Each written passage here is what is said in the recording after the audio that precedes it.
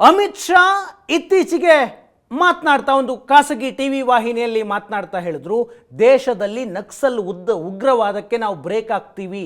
2026ರ March ಒಳಗೆ ಇಡೀ ದೇಶದಲ್ಲಿ ನಕ್ಸಲ್ವಾದ ಅಂತ್ಯ ಆಗುತ್ತೆ ಅನ್ನುವಂತಹ ಮಾತನ್ನ ಹೇಳಿದ್ರು. ಅವರ ಉದ್ದೇಶ ದೇಶದ ಆಂತರಿಕ ಭದ್ರತೆಗೆ ಸವಾಲಾಗಿರುವಂತಹ ಈ ನಕ್ಸಲ್ ಚಳುವಳಿ ದೇಶದಲ್ಲಿ 40-50 ವರ್ಷಗಳಿಂದ ತೀವ್ರವಾಗಿದೆ. ದೇಶದ 10 ರಾಜ್ಯಗಳಲ್ಲಿ ಅತಿ ದೊಡ್ಡ ಸಮಸ್ಯೆ. ಇದನ್ನು 2026ರ ಮಾರ್ಚ್ಗೆ ಅಂತ್ಯ ಮಾಡ್ತೀವಿ ಅಂತ ಅದೊಂದು ಗೋಲು. ಸಾಧ್ಯ ಆಗುತ್ತಾ? 2024 ಇಡೀ ವರ್ಷ ನಕ್ಸಲರ ವಿರುದ್ಧದ ಕಾರ್ಯಾಚರಣೆ ತೀವ್ರವಾದಂತಹ ವರ್ಷ. 2024ರ ಒಂದೇ ವರ್ಷದಲ್ಲಿ ನಕ್ಸಲರ ಹತ್ಯೆ, ದೇಶಾದ್ಯಂತ 157 ನಕ್ಸಲರ ಹತ್ಯೆಯಾಯಿತು. ಅರೆಸ್ಟು 950ಕ್ಕೂ ಹೆಚ್ಚು ನಕ್ಸಲರನ ಬಂಧನ ಆಯಿತು. ಈ ಸಂದರ್ಭದಲ್ಲಿ ದೇಶಾದ್ಯಂತ 656 ನಕ್ಸಲರು ಶರಣಾಗತಿಯಾದರು. ದೇಶಾದ್ಯಂತ ಸಾವು ನೋವಿನ ವಿಷಯಕ್ಕೆ ಬರೋಣ. 2004ರಿಂದ 2014 ಕೇಂದ್ರದಲ್ಲಿ UPA ಸರ್ಕಾರ ಇತ್ತು. ದೇಶಾದ್ಯಂತ 17,689 ದಾಳಿಗಳಾದವು. ನಕ್ಸಲ್ ದಾಳಿಗಳು, ನಕ್ಸಲರಿಂದಾದಂತಹ ಭಯೋತ್ಪಾದಕ ಕೃತ್ಯಗಳು. ಸಾವು 6,984. 2004ರಿಂದ 2014ರವರೆಗಿನ 10 ವರ್ಷದಲ್ಲಿ. ಮೋದಿ ಸರ್ಕಾರ ಬಂದದ್ದು 2014. 2014ರಿಂದ 2024ರವರೆಗೆ 7,649 ದಾಳಿಗಳಾಗಿದೆ. ದಾಳಿಯ ಸಂಖ್ಯೆಯೂ ಕಡಿಮೆ ಆಯಿತು, ಸಾವಿನ ಸಂಖ್ಯೆಯೂ ಕೂಡ ಕಡಿಮೆ ಆಯಿತು. 2,020 ಜನ ಬಲಿಯಾದರು. ಈ ಕಳೆದ ನರೇಂದ್ರ ಮೋದಿಯವರ 2 ಟರ್ಮ್ 2014ರಿಂದ 2024ರ ಅವಧಿಯಲ್ಲಿ ಹಿಂದಿನ 10 ವರ್ಷಗಳಿಗೆ ಹೋಲಿಕೆ ಮಾಡಿದರೆ ನಕ್ಸಲರ ಶಕ್ತಿಯನ್ನು ಕುಂದಿಸುವಂತಹ ಪ್ರಯತ್ನವನ್ನು ಮೋದಿ ಸರ್ಕಾರ ಮಾಡಿದೆ ಅನ್ನೋದು ಸ್ಪಷ್ಟ. ಇಡೀ ದೇಶದಲ್ಲಿ ನಕ್ಸಲ್ ಸಮಸ್ಯೆ ಇರೋದು, ನಕ್ಸಲ್ ಹಿಂಸಾಕೃತ್ಯಗಳು ನಡೆಯೋದು ಭಾರತದ 10 ರಾಜ್ಯಗಳಲ್ಲಿ. ಇದನ್ನು ರೆಡ್ ಕಾರಿಡಾರ್ ಅಂತ ಕರೀತಾರೆ, ನಕ್ಸಲೀಯರ ರೆಡ್ ಕಾರಿಡಾರ್ ಅಂತ. ದೇಶದ 10 ರಾಜ್ಯಗಳು, 10 ರಾಜ್ಯಗಳಲ್ಲಿ ನಕ್ಸಲ್ ಹೋರಾಟ, ನಕ್ಸಲ್ ಚಳುವಳಿ, ದುಷ್ಕೃತ್ಯಗಳು, ಬಾಂಬ್ ದಾಳಿ, ಭದ್ರತಾ ಪಡೆಗಳನ್ನು ಗುರಿಯಾಗಿಸಿಕೊಂಡು ದಾಳಿ ಮಾಡೋದು ಇದೆಲ್ಲ ಇದೆ. ಪೂರ್ವ ಭಾರತದ ರಾಜ್ಯಗಳು, ಮಧ್ಯ ಭಾರತ ಮತ್ತು ದಕ್ಷಿಣದ ರಾಜ್ಯಗಳು, ಪಶ್ಚಿಮ ಬಂಗಾಳ, ಬಿಹಾರ, ಜಾರ್ಖಂಡ್, ಛತ್ತೀಸ್ಗಢ, ಮಧ್ಯಪ್ರದೇಶ, ಮಹಾರಾಷ್ಟ್ರ, ಒಡಿಶಾ, ತೆಲಂಗಾಣ, ಆಂಧ್ರ, ಕರ್ನಾಟಕ, ಕೇರಳ ಈ ರಾಜ್ಯಗಳಲ್ಲಿ ನಕ್ಸಲ್ ಸಮಸ್ಯೆ ತೀವ್ರವಾಗಿತ್ತು. ಉದಾಹರಣೆಗೆ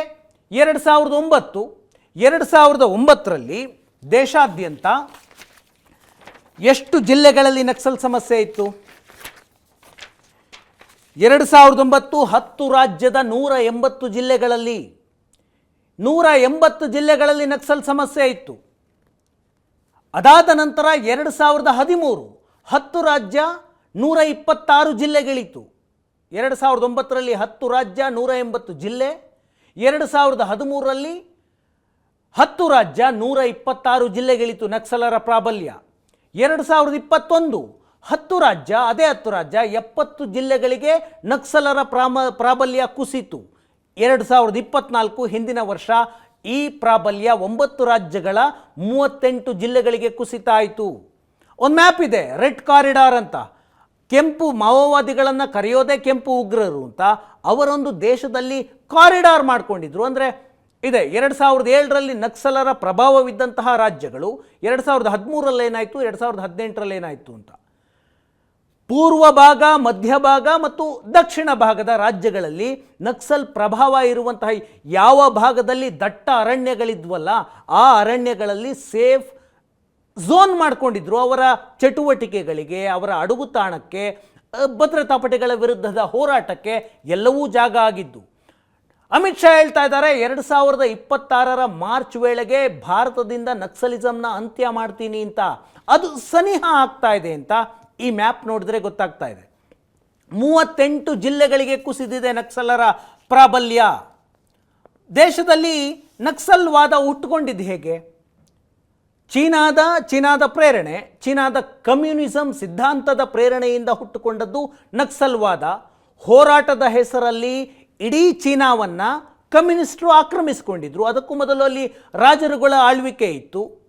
ಹೋರಾಟದ ಹೆಸರಿನಲ್ಲಿ, ಬಡವರ ಹೆಸರಿನಲ್ಲಿ, ಕೂಲಿಕಾರರ ಹೆಸರಿನಲ್ಲಿ, ಶ್ರಮಿಕರ ಹೆಸರಿನಲ್ಲಿ ಇಡೀ ಚೀನಾವನ್ನು ಕಮ್ಯುನಿಸ್ಟರು ಆಕ್ರಮಿಸಿಕೊಂಡಿದ್ರು. ಅವರ ಸಿದ್ಧಾಂತ ಏನು? ಹಿಂಸಾತ್ಮಕತೆಯ ಮೂಲಕವಾಗಿ ಕ್ರಾಂತಿಯನ್ನು ತರಬೇಕು ಅನ್ನುವಂತಹ ಸಿದ್ಧಾಂತ. ಮಾವೋ ಜಡಾಂಗ್ ನೇತೃತ್ವದಲ್ಲಿ 1940ರಲ್ಲಿ ಇಡೀ ಚೀನಾವನ್ನು ಆಕ್ಯುಪೈ ಮಾಡಿಕೊಂಡು ಚೀನಾದಲ್ಲಿ ಕಮ್ಯುನಿಸ್ಟರ ಅಧಿಕಾರ ಶುರುವಾಯಿತು. ಅಲ್ಲಿಂದ ಪ್ರೇರಣೆಯಾದಂತಹ ಸಿದ್ಧಾಂತ ಭಾರತದಲ್ಲಿ ನಕ್ಸಲ್ ಚಳುವಳಿಗೆ ಕಾರಣ ಆಯಿತು. ಬಡವ, ಶ್ರೀಮಂತ, ಮೇಲ್ವರ್ಗ, ಕೆಳವರ್ಗ, ತಾರತಮ್ಯ, ಶೋಷಣೆ ಇದೇ ನಕ್ಸಲರ ಅಸ್ತ್ರ. ಭೂಮಾಲೀಕರ ವಿರುದ್ಧವಾಗಿ ಮತ್ತು ಬಡವರ ಪರವಾಗಿ ನಮ್ಮ ಹೋರಾಟ ಅಂತ ನಕ್ಸಲರು ಬಿಂಬಿಸಿಕೊಂಡ್ರು. ಆರಂಭದಲ್ಲಿ ಅದೇ ರೀತಿಯಾಗಿತ್ತು. ಎಲ್ಲ ಹೋರಾಟಗಳ ಹಿಂದೆಯೂ ಒಂದು ಆಕ್ಟಿವಿಸಮ್ ಇರುತ್ತೆ, ಸಮಸ್ಯೆಗಳಿರುತ್ತೆ. ಆದರೆ ಅದು ಬೆಳೀತಾ ಹೋದಂತೆ ಹೋರಾಟಗಳು ದಾರಿ ತಪ್ಪುತ್ತವೆ ಅನ್ನುವುದಕ್ಕೆ ನಕ್ಸಲಿಸಮ್ ಕೂಡ ಉದಾಹರಣೆ. ಬಂದೂಕಿನ ನಳಿಕೆಯಿಂದ ಸಮಾಜದಲ್ಲಿ ಪರಿವರ್ತನೆ ತರ್ತೀವಿ, ಬದಲಾವಣೆ ತರ್ತೀವಿ ಅನ್ನೋದು ಸಿದ್ಧಾಂತ. ಪ್ರಜಾಪ್ರಭುತ್ವದಿಂದ ಈ ದೇಶದಲ್ಲಿ ಸಮಾನತೆ ಸಾಧ್ಯವಿಲ್ಲ. ಸಮಾನತೆ ಬರಬೇಕು ಅನ್ನೋದಾದರೆ ಬಂದೂಕಿನ ನಳಿಕೆಯಿಂದ ಮಾತ್ರ ಬರಬೇಕು, ಹಿಂಸಾತ್ಮಕತೆಯಿಂದ ಮಾತ್ರ ಬರಬೇಕು ಅನ್ನೋದು ನಕ್ಸಲ್ ಚಳುವಳಿಯ ಸಿದ್ಧಾಂತ. ಮಾವೋ ಸಿದ್ಧಾಂತವನ್ನು ಯಥಾವತ್ತು ಭಾರತದಲ್ಲಿ ಜಾರಿಗೆ ತರಬೇಕು ಅಂತ ಆರಂಭವಾದಂತಹ ಹೋರಾಟ ಇದು. ದಟ್ಟ ಅರಣ್ಯಗಳಿರುವ ಜಾಗಗಳಲ್ಲಿ ನಕ್ಸಲ್ ಚಳುವಳಿ ಆರಂಭ ಆಯಿತು. ಅರಣ್ಯ ಮತ್ತು ಅರಣ್ಯದಂಚಿನಲ್ಲಿ ವಾಸ ಮಾಡುವವರು, ಅಲ್ಲಿ ಕೆಲಸ ಮಾಡುವವರ ಪರವಾಗಿ ಹೋರಾಟ ಮಾಡೋದಕ್ಕೆ ಶುರು ಮಾಡಿದ್ರು. ಕೇಂದ್ರ ಮತ್ತು ರಾಜ್ಯ ಸರ್ಕಾರಗಳ ಜೊತೆ ನಕ್ಸಲೀಯರು ಹಿಂಸಾತ್ಮಕ ಸಂಘರ್ಷಕ್ಕಿಳಿದ್ರು. ದೇಶದಲ್ಲಿ ಯಾವಾಗ ರಾಷ್ಟ್ರೀಯ ಪಾರ್ಕ್ಗಳು, ನ್ಯಾಷನಲ್ ಪಾರ್ಕ್ಗಳು ಶುರುವಾದ್ವಲ್ಲ, ಸಂರಕ್ಷಿತ ಅರಣ್ಯ ಪ್ರದೇಶಗಳು, ಅದೇ ಅಸ್ತ್ರ ಆಯಿತು. ಜನರ ಮೇಲೆ ಸರ್ಕಾರ ದೌರ್ಜನ್ಯ ಮಾಡ್ತಾ ಇದೆ, ಈ ಕಾಡು ಜನರದ್ದು, ಸರ್ಕಾರ ಇಂಟರ್ಫಿಯರೆನ್ಸ್ ಮಾಡ್ತಾ ಇದೆ ಅಂತ ಗಣಿಗಾರಿಕೆ ಮಾಡ್ತಾರೆ, ಕಂಪನಿಗಳನ್ನು ಆರಂಭ ಮಾಡ್ತಿದ್ದಾರೆ, ರೋಡ್ ಮಾಡ್ತಿದ್ದಾರೆ. ಇದರಿಂದ ಜನಕ್ಕೆ ತೊಂದರೆ ಆಗ್ತಾ ಇದೆ, ಅವರ ಪರವಾಗಿ ನಾವು ಹೋರಾಟ ಮಾಡ್ತೀವಿ ಅಂತ. ಶುರುವಾಗಿದ್ದು ಹೆಂಗೆ? ಮೂಲ ಸಿದ್ಧಾಂತ ಇದು. ಶುರುವಾಗಿದ್ದು ಹೇಗೆ, ಎಲ್ಲಿ?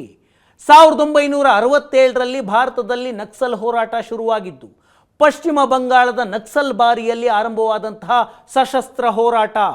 ನಕ್ಸಲ್ ಬಾರಿ ಅನ್ನೋದು ಪಶ್ಚಿಮ ಬಂಗಾಳದ ಒಂದು ಹಳ್ಳಿ. ಆ ಊರಿನಲ್ಲಿ ಹುಟ್ಟಿದ ಕಾರಣಕ್ಕೆ ಈ ಹೋರಾಟಕ್ಕೆ ನಕ್ಸಲಿಸಮ್, ನಕ್ಸಲ್ ಚಳುವಳಿ ಅನ್ನುವ ಹೆಸರು ಬಂತು. ಅಲ್ಲಿ ಹೋರಾಟ ಶುರುವಾಗಿದ್ಯಾಕೆ? ಟೀ ಎಸ್ಟೇಟ್ ಮಾಲೀಕರ ವಿರುದ್ಧ ಆರಂಭವಾದಂತಹ ಸಶಸ್ತ್ರ ಹೋರಾಟ. ಬಡವರು, ಕಾರ್ಮಿಕರ ಮೇಲೆ ಟೀ ಎಸ್ಟೇಟ್ ಮಾಲೀಕರು ದಬ್ಬಾಳಿಕೆ ಮಾಡ್ತಾ ಇದ್ದಾರೆ ಅಂತ ಶುರುವಾದಂತಹ ಹೋರಾಟ ಅದು. ಕಮ್ಯುನಿಸ್ಟ್ ಪಕ್ಷ ಪಶ್ಚಿಮ ಬಂಗಾಳದಲ್ಲಿತ್ತು, ಅದರಿಂದ ಒಡೆದು ಹುಟ್ಟಿಕೊಂಡಂತಹ ಸಶಸ್ತ್ರ ಹೋರಾಟ. ನಕ್ಸಲಿಸಮ್ಗೂ ಎಡಪಂಥೀಯವಾದಕ್ಕೂ ವ್ಯತ್ಯಾಸ ಇದೆ. ಎಡಪಂಥೀಯವಾದದ ಎಕ್ಸ್ಟ್ರೀಮಿಸಮೇ ನಕ್ಸಲಿಸಮು. ಹಾಗೆ ಕಮ್ಯುನಿಸ್ಟ್ ಪಾರ್ಟಿಯಿಂದ ಹೊಡೆದು ಹುಟ್ಟುಕೊಂಡಂತಹ ಸಶಸ್ತ್ರ ಹೋರಾಟ ಇದು.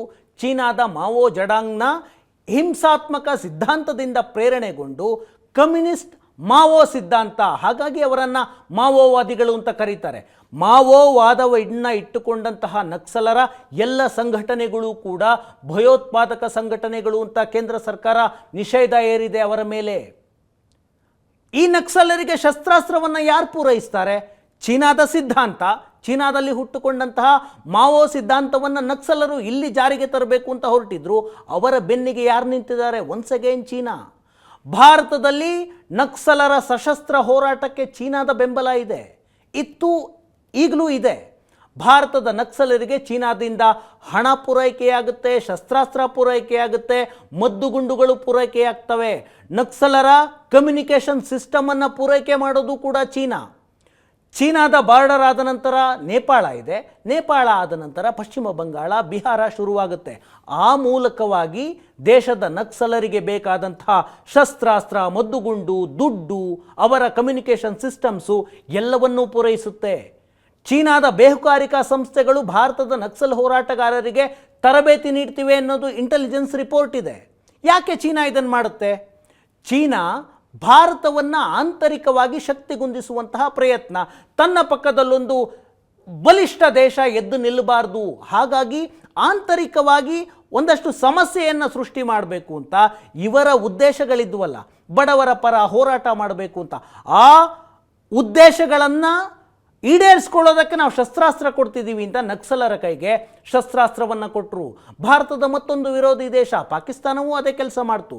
ಪಾಕಿಸ್ತಾನ ನಕ್ಸಲರಿಗೆ ಶಸ್ತ್ರಾಸ್ತ್ರವನ್ನು ಪೂರೈಕೆ ಮಾಡಿದಂತಹ ದಾಖಲೆಗಳು ಸಿಕ್ಕಿದ್ವು.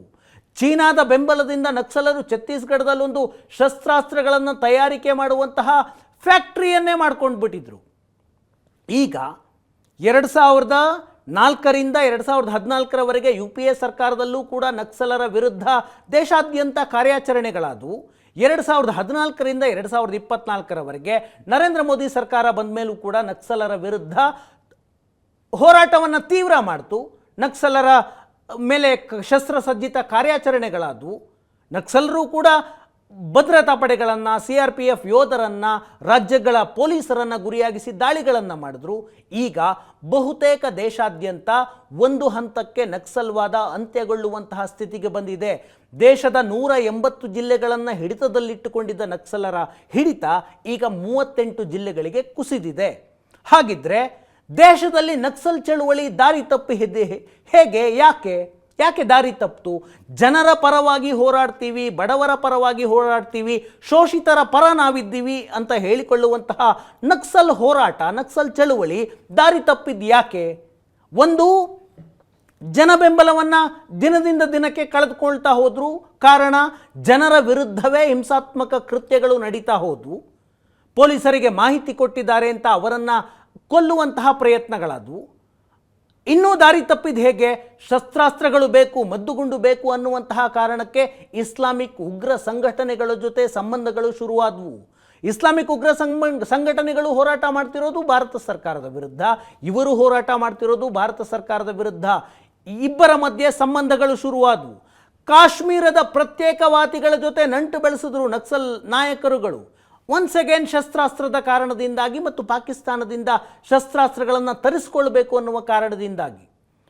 ಮತ್ತೊಂದು, ಈಶಾನ್ಯ ರಾಜ್ಯಗಳಲ್ಲಿ ಪ್ರತ್ಯೇಕವಾದಿಗಳ ಒಂದಷ್ಟು ಸಂಘಟನೆಗಳಿದ್ದಾವೆ. ತಮ್ಮದೇ ಪುಟ್ಟ ರಾಜ್ಯಗಳು ಬೇಕು ಅಂತ ಅಲ್ಲಿ ಬುಡಕಟ್ಟು ಸಮುದಾಯ ಶಸ್ತ್ರಾಸ್ತ್ರ ಹೋರಾಟವನ್ನು ಮಾಡ್ತಾ ಇದ್ದಾವೆ. ಅಂತಹ ಪ್ರತ್ಯೇಕವಾದಿಗಳ ಜೊತೆ ಈ ನಕ್ಸಲ್ ನಾಯಕರು ಸಂಬಂಧವನ್ನು ಬೆಳೆಸಿದ್ರು. ಇಷ್ಟೆಲ್ಲ ದೇಶ ವಿರೋಧಿಗಳ ಜೊತೆ ಸಂಬಂಧ ಬೆಳೆಸಿದ್ದು. ಇದಾದ ನಂತರ ಕರಪ್ಟ್ ಆದರು, ಭ್ರಷ್ಟಾಚಾರಕ್ಕೆ ಗುರಿಯಾದರು.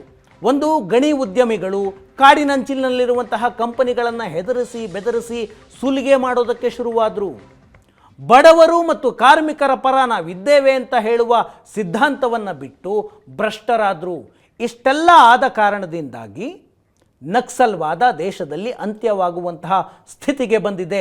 180 ಜಿಲ್ಲೆಗಳ ಪ್ರಾಬಲ್ಯ ಈಗ 38 ಜಿಲ್ಲೆಗಳಿಗೆ ತಲುಪಿದೆ. ಕೇಂದ್ರ ಸರ್ಕಾರ ಅಂದುಕೊಂಡಂತೆ 2026ರ ಮಾರ್ಚ್ ವೇಳೆಗೆ ಅಂತ್ಯ ಆಗುತ್ತಾ? ಭಾರತದ ಸುರಕ್ಷತೆಯ ದೃಷ್ಟಿಯಿಂದ ಅಂತ್ಯ ಆಗಬೇಕು.